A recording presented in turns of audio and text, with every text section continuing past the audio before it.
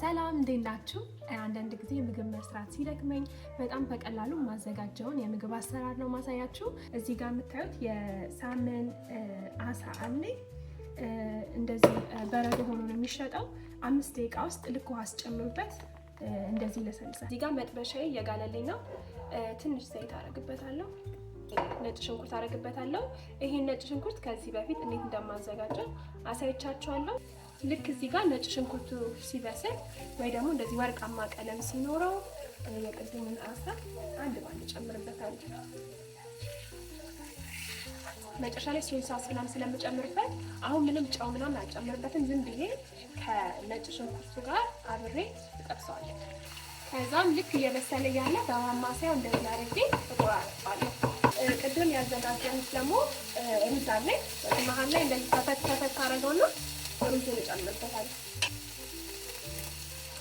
በመጨረሻም በደንብ ሁሉም እንደዚህ ከተቀላቀለ በኋላ ይሄ ዳርክ ሶይ ሶስ እሱን እጨምርበታለሁ። ሶይ ሶስ የስኒ ኦይል ወይ ደግሞ የሰሊጥ ዘይት እሱንም እጨምርበታለሁ።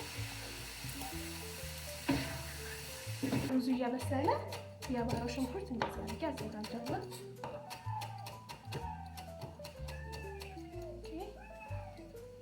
አንዳንድ ሰዎች እንቁላል ይጨምሩበታል። እኔ ግን ለዛሬ እንቁላል አልጨምርበትም።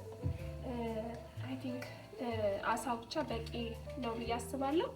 ከላይ ትንሽ ሰሊጥ እንደዚህ ያደርግበታለሁ። እሺ፣ በመጨረሻም ውጤቱ ይሄንን ይመስላል። እንዳልኳችሁ እንቁላል፣ አታክልት የፈለጋችሁትን መጨመር ትችላላችሁ። ለዛሬ እኔ እንደዚህ ቀለል አድርጌ ነው የሰራሁት። ሞክሩት፣ ትወዱታላችሁ። በተረፈ መልካም ቀን።